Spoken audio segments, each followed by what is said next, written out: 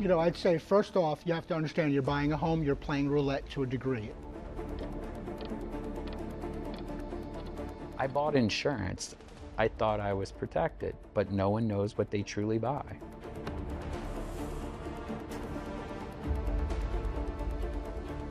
There's a lot of studies out there that show how people's behavior changes when you just tell them the facts.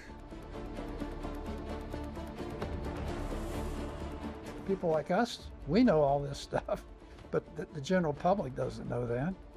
I want my money. Where's my money?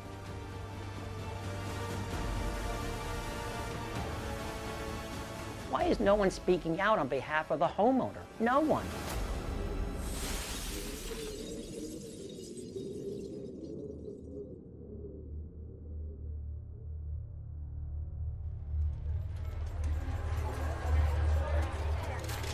We take all kinds of chances in life. How many times are you willing to bet everything? Imagine taking all your money and going to a casino. You are going to risk everything on one spin of the roulette wheel. But as the wheel starts spinning, you look closer and realize the odds aren't in your favor. The chances of losing are far greater than winning. And yet, you've staked everything on this one spin.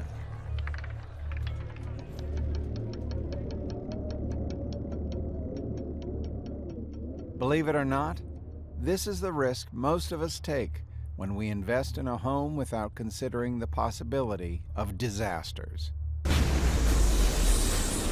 And all too often, Mother Nature's spin doesn't land where we hope. And people lose everything. It is not just life-threatening, it is not survivable. I think the worst thing that I've ever experienced in my life.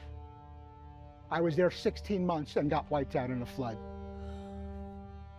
Now it's a nightmare. Resilience is something that people need to be far more aware of than they are currently.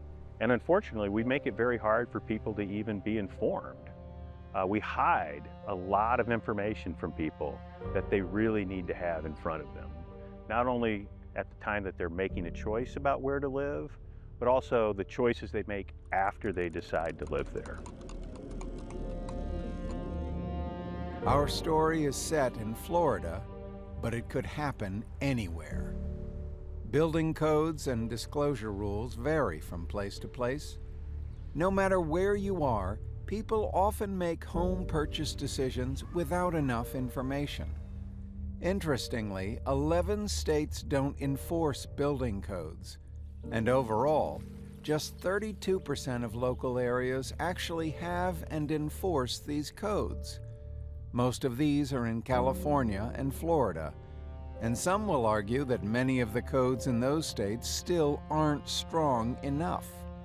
While many products are subject to strict oversight, there's no government guarantee that our homes, often our most significant investments, are built to last.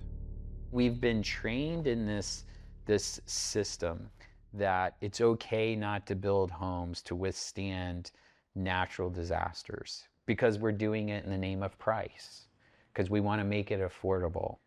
But if you're buying a home and you're living in an area that's prone to natural disasters, and we're not building the home to withstand the natural disasters, and then we're putting in place a false promise with an insurance company that, oh, if your not so well-built home gets damaged, we'll be there to protect you.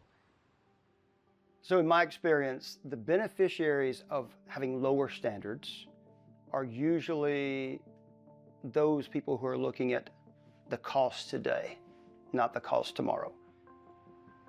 What's scary to me is there is no definite plan to fix it. And the real problem, you can't fix it. The real problem is Florida. It's where we're at. The Chamber of Commerce and all these other people over the years have touted Florida, come to Florida. The developers loved it here. They dug up islands in the canals over here. You can't fix that. So when researching a property before doing an inspection, we do look up what we know what current code is, and that we need to understand what code was at the time that the house was built. And wind resistance is something that hasn't been talked about outside of Florida and other coastal areas. Why have we allowed so much development in flood-prone areas? It's a nasty habit I think we have in the United States and really worldwide. This isn't like something that's unique to any area. People like to live near the water, right? It's beautiful. It's a place we like to go to enjoy ourselves, to relax, to recreate.